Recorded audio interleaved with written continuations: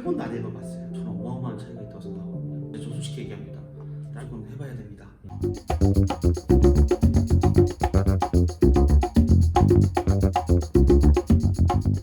청년을 사랑하는 진심의 메시지 청사진, 오늘은 우광식님을 모셨습니다. 간단하게 자기소개 부탁드립니다. 네, 저는 대전에 기반을 둔 한마음저녁식당 프랜차이즈를 운영하고 있는 우광식이라고 합니다. 개인 사업 외에 다양한 활동을 하고 계시다고 알고 있는데 어떤 일들 하고 계신지 간단하게 말씀 부탁드릴게요. 저희가 한마음저녁식당 외에 대전 충청에 본사를 두고 있어서 청년다방 대전 충청지사장을 맡고 있고요. 그다음에 은하수식당, 예전에 공급이요, 그다음에 샤브양 이런 지사를 저희가 했었어요. 하면서 결식아동들이나 위탁 노인들 분들께 월 1회에서 2회 음식을 제공했어요. 고기, 떡볶이 이런 걸 좀 제공하면서 소소하게 사회에 환원한다는 차원에서 진행을 하고 있었고요. 가게를 하다 보면 제가 아는 친구들이 어려운 친구들이 많았어요. 고등학교도 못 나오고 잘못된 길로 나갈 수도 있을 것 같아서 저희가 검정고시 필사하게 하고 한다고 하면 저희가 학원비도 지원해주고 조금이나마 청년들에게 도움이 되고자 노력을 좀 했었습니다. 그럼 오늘은 청년들에게 어떤 이야기를 전해주고 싶으신가요? 청년들에게 실현 가능한 꿈을 꾸었으면 좋겠다고 얘기해주고 싶어요. 근데 이제 우리 사회에서 지금 초중고 대학교 나오면서 어른들이 그들에게 직접적으로 얘기를 안 해주더라고요. 그래서 저는 많은 경험을 통해서 실현 가능한 꿈을 가졌으면 좋겠다고 말씀드리고 싶네요. 대표님께서 많은 경험들을 해오셨고 지점들도 많이 운영하고 계신데 그 경험에서 어떤 점들을 좀 배우셨는지 어떤 그런 경험담들 좀 말씀을 해주시면 좋을 것 같아요. 군대를 가기 전까지는 책을 한 권도 안 읽어봤어요. 정말 대단한 거죠. 사실 고등학교 때도 사고도 많이 쳤어요. 학교를 거의 3분의 1을 안 나갔습니다. 정말 방황기가 좀 있었습니다. 그러다 이제 군대를 가서 너무 심심해서 책을 보기 시작했는데 군대 안에서 책을 100권을 읽고 나왔어요. 그때 제 사고의 확장성이 일어났던 것 같아요. 그 뒤로 군대를 하고 나니까 제가 한남대를 다니고 있었는데 학교만 다니는 게 시간이 너무 아깝더라고요. 그래서 제가 학교 앞에서 김밥집을 하면서 학교를 졸업했어요. 저는 이제 28살에 졸업을 했는데 동년배 28살들이 경험하지 못했던 걸 저는 경험했다고 생각해요. 그때 이모님들을 한 10명 정도를 제가 모시면서 일을 했고, 제가 알바를 하는 게 아니라 알바를 면접을 봤었고, 시장을 가서 물건을 사면서 흥정하는 법도 배우고, 김밥을 줬는데 돈을 못 받아서 미술 관리 경험도 해봤고, 재무, 디자인, 신메뉴 개발 이런 것들을 저는 23살 때부터 28까지 6년을 경험했잖아요. 그러면서 저는 사회에 나간 거잖아요. 학교도 졸업했고, 이런 A라는 청년과 그냥 학교만 다니면서 알바 조금 하면서 졸업한 청년은 저는 어마어마한 차이가 있다고 생각하거든요. 원천에는 독서가 있었고, 또 독서를 통해서 저는 실천을 했고, 그 실천한 걸 바탕으로 28, 9살 때부터 사업을 엄청 확장시켰습니다. 그러면서 그때는 저도 청년이었지만 지금도 청년이지만 저보다 좀 어린 한남대학교 후배들 혹은 고등학교 후배들을 데려다가 트레이닝을 시키고 같이 성장해 나와서 지금까지 온 거예요. 그러면서 느낀 건데 자기가 뭘 할지를 모르더라고요. 아무도 안 알려주니까. 그래서 저는 그거에만 포커싱을 맞췄어요. 너는 뭐가 꿈이냐? 몰라요. 대부분 장사 하나, 두 개. 네가 그게 꿈이야? 하고 나서 뭐 할 건데? 대답을 하는 사람이 100명 중에 아무도 없어요. 그게 꿈이 돼서는 안 된다. 가게 한 개, 두 개가.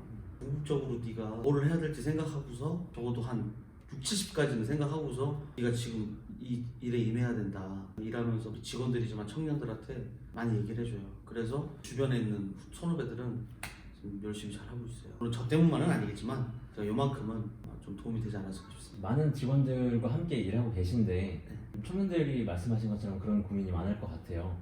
회사에 들어가려면 역량을 키워서 와야 된다고 하잖아요. 직원으로서 어떤 태도로 어떤 생각을 갖고 일을 해야 되는지 어떤 대표님의 입장에서 봤을 때 어떤 조언을 해주실 수 있으실까요? 제가 항상 얘기해요. 네 것처럼 해라. 첫 번째, 저 솔직히 얘기합니다. 나를 위해서 넌 최선을 다해야 된다. 두 번째는 너를 위해서다. 왜냐면 네가 여기서 습관이 될 거다. 아침 6시에 10년 일했던 사람은 새벽 4시에라도 6시에 깬다. 사람은 그렇다. 변하지 않는다. 네가 여기서 열심히 일하고 정직하게 일하고 최선을 다해서 일하면 여기서 3년을 일하고 5년을 일하건 너의 DNA가 돼서 너의 장사를 하건 너의 사업을 하건 집에서건 그대로 습관화가 될 거다. 그게 되게 중요하거든요. 근데 지금 보면 대다수의 젊은이들이 그렇게 생각을 안 하는 것 같아요. 뭐 사장님만 잘 되잖아요 라고 생각하시는 것 같아요. 물론 이제 나쁜 사장들도 많아요. 나쁜 경영주들도 많아요. 근데 안 그런 사람이 더 많다고 저는 보거든요. 그래서 저는 좀 자기가 정말 하고 싶은 일에 최선을 다했으면 좋겠어요. 주 5일째 8시간 근무라고 해서 사실은 그렇게 일하는 대기업 직원들은 거의 없거든요. 근데 보통 대졸 젊은이들이 일은 그렇게 하면서 대기업이나 공기업의 월급을 받으려고 노력하거든요. 사실 대기업 다니는 저 친구나 선배님들 얘기 들어보면 장난 아니거든요. 주말도 없어요. 근데 그거를 알 수가 없죠. 자기 주변에 그런 사람이 없으니까요. 그들끼리 얘기하는 게 법이 된 거예요. 답이 된 거예요. 차라리 선배들 찾아가서 얘기도 좀 들어보고 정확한 해답을 찾았으면 좋겠어요. 그리고 대표님께서는 자기의 가게를 갖는 것이 꿈인 친구들에게 어떤 롤모델이 되실 수 있을 것 같아요. 그런 것들을 준비하는 청년들에게 어떤 조언을 해주신다면? 일단 처음 번째로 이제 시작해라. 무조건 해봐야 됩니다. 저 처음에 이제 김밥집 시작할 때 제가 이제 군대 가기 전까지 아르바이트해서 1,800만 원을 제 통장에 있었거든요. 저희는 지금 시급 1,400원 받고 알바했었어요. 그때나 지금이나 똑같이 1,800만 원으로 차릴 수 있어요. 충분히 차릴 수 있습니다. 의지만 있다면. 그래서 일단 시작해라. 후회하는 게 낫다. 시작하지 않아서 후회하면은 돌이킬 수 없습니다. 두 번째는 준비를 철저히 해야 돼요. 저는 보통 가게 하나 차릴 때 벤치마킹을 많이 다니는데 보통 최소 20군데 이상은 가요. 아무리 못 가도 많이 가면 한 50군데. 예를 들어 내가 조개구이집을 한다. 그럼 적어도 20군데 이상 잘 되는 집 가가지고 먹어보고 차려요. 근데 그렇게 아주 안 하는 사람이 너무 많이 보고 내가 잘난 게 아니니까 결국에는 고객이 시장이니까 시장을 갖다가 니즈를 파악해서 잘 되는 데 가서 먹어보면 니즈를 파악할 수 있지 않습니까? 세 번째는 열심히 해라. 쉬지 마라. 안 쉰다고 열심히 하는 건 아니지만 적어도 내 장사면 투자비 빼기 전까지는 최선을 다해야죠. 올인해야 됩니다. 포브스 100대 기업들 대표들 보면서 맨날 부러워하잖아요. 마크 주커버그 뭐 등등등등등. 그 사람들 잠 안 자면서 창업기 때 했거든요. 그러니까 그걸 본 직원들이 더 열심히 따라가고 옆에 있는 선후배들이 밀어주고 그 내용은 빠져있는 거야. 그 사람들 진짜 사고에서 자면서 몇 년을 준비해서 만든 거거든요. 그렇게 해야죠. 시간은 비례하잖아요. 8시간 일하는 사람과 16시간 일하는 사람은 비례할 수밖에 없어요. 1시간 더 올인할 때마다 2배씩 성장한다고 생각하거든요. 그래서 그분들이 그렇게 성공했다고 생각해요. 창업을 준비하는 젊은이들도 군대 갔다 생각하고 뼈를 묻는다는 각오로 한 2년 3년 열심히 하면 분명히 그 열심히 하는 사람들한테는 보여요. 아 이거다. 운동선수들도 극한으로 훈련을 하잖아요. 그때 자기가 한계를 뛴다고 생각하잖아요. 내 몸이 반응하잖아요. 똑같아요. 창업도. 극한으로 내 던져야 그때 비로소 성장하더라고요. 저 또한 그래요. 퇴근할 때 막 입에서 단내 나야 돼. 그래야지만 그 다음날 일어나면서 번쩍 뭐가 떠올라요. 제가 경험을 많이 했었어요. 우리 직원들도 많이 했고 꼭 세 가지 강조하고 싶습니다. 대표님께서 이런 길을 걸어오시면서 위기의 순간들도 있었을 것 같은데 힘들었던 시간들 어떤 한번 말씀해 주실 수 있으실까요? 어렸을 때 너무 많이 성공을 해서 32살, 3살 때 돈을 너무 많이 벌었어요. 그러다 보니까 본 사업에 좀 집중을 못 하겠더라고요. 사람은 그래요. 그게 위기의 순간이었죠. 한 5년 전쯤, 6년 전. 그래서 그때 당시 여러 가지 문제가 많이 터졌어요. 가게도 많이 정리하고 등등등 사건을 겪으면서 초심을 다시 찾았는데 항상 그래요. 이게 잘 돼도 문제가 되는 게 처음에. 그래서 이 어른들이 말씀하시기에 40전에 번 돈은 내 돈이 아니다 라고 말씀을 하시는 것 같아요. 결혼도 했고 애기도 있고 하니까 그때부터 번 돈이 자기 돈인데 무조건 한 번은 건넘습니다. 한 번은 무조건 잘난 척하게 돼 있어요. 그래서 항상 겸손하게 나 자신을 되돌아보면서 갈 수 있는 옆에 멘토나 동반자, 파트너들을 좋은 사람들을 둬야 돼요. 이게 최고예요. 그러면 덜 바닥으로 가요. 근데 제가 그걸 못했어요. 그래도 다시 겪을 수 있어요. 하지만 주변에 있는 시작할 수 있는 청년들은 좀 덜 바닥으로 갔으면 좋겠어서 말씀드립니다. 우광식 대표님의 꿈이 뭔지 궁금합니다. 저는 이제 대전 충청이 어차피 기반이잖아요. 괜찮은 프랜차이즈 본사 대표님들하고 많이 유대관계를 얻어서 지사도 따오고 대전 충청에 있는 청년들한테 좋은 혜택을 주고 더불어 저희가 이번에 베트남에다가 가게를 한 2개 냈어요. 20년 전, 10년 전에 한국에서 창업을 하면 1,000만 원을 벌었다면 지금은 절대로 1,000만 원을 벌 수 없는 구조고 이유는 경쟁이 심화돼서 그래요. 처음에 물티슈 처음 나왔을 때 기억나세요? 그때 당시 2,000원에 팔았어요. 지금은 800원에 팔잖아요. 왜냐면 물티슈 업체가 10배 많아졌기 때문에 그런 거예요. 우리 마스크 처음 나왔을 때 황사 마스크 2,000원이었어요. 근데 지금 얼마예요? 500원이에요. 경쟁업체가 많아졌기 때문에 싸게 파는 거예요. 똑같은 거예요. 한국도 지금 그래요. 어디로 가야 되냐? 외국으로 가야 돼요.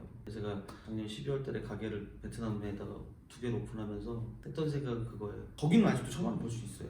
20년 동안. 인건비가 30만 원도 안 해요. 원자재도 우리나라 반이에요. 그런데 가서 제가 먼저 가게를 차리고 진짜 1,000만 원을 벌게 만들어주면 한국에 있는 청년들이 가서 제 거 하면 돼요. 그럼 저는 옆에서 또 하면 됩니다. 그러니까 그런 목표도 있어요. 근데 그러려면 아이템 하나 갖고는 안 돼요. 여러 개가 있어야 돼요. 왜냐면 뭉쳐야 되거든요. 그런 것도 연계해서 한국에 있는 청년들 그런 자영업자들을 외국, 베트남, 동남아 시장에 나갈 수 있게끔 교두보 역할을 하는 그런 사람이 됐으면 좋겠고, 두 번째는 원래 식자재 관심이 많아서 식자재 마트를 하는 게 제 꿈이에요.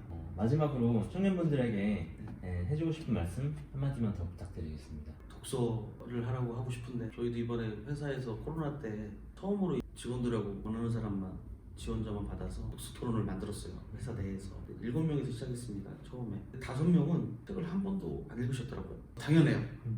네, 저도 근데 안 갔으면 책 아직까지도 안 봤을 것 같아요. 그러면서 이제 벌써 6회차가 된 거예요. 이걸 이 좋은 걸 왜 안 읽었는지 모르겠다고 100번을 얘기하더라고요. 저한테 잘 보려고 그러는 건 아니라고 저 느껴져요. 눈빛이 달라요. 대화도 화법이 달라집니다. 생각하는 게 틀이 달라졌어요. 그런 걸 보면서 더 느껴요. 독서를 해라. 10페이지만 봐도 됩니다. 세상을 보는 눈이 바뀔 거예요. 두 번째, 운동을 해라. 걸어야 됩니다. 23살 때부터 일주일에 꼭 한두 번씩 걸었거든요. 헬스장 가서 2시간씩. 걸으면 이게 반성이 되더라고요. 체력도 좋아지지만 체력이 안 되면 사업을 할 수가 없어요. 그리고 반성이 돼. 혼자서 듣다 보면요. 독서, 운동, 그다음에 세 번째, 자기와 체력이 갖춰졌으면 바로 해야죠. 20대 때 까먹는 게 얼마나 좋은 소중한 경험입니까? 그럼 많이 도전하고.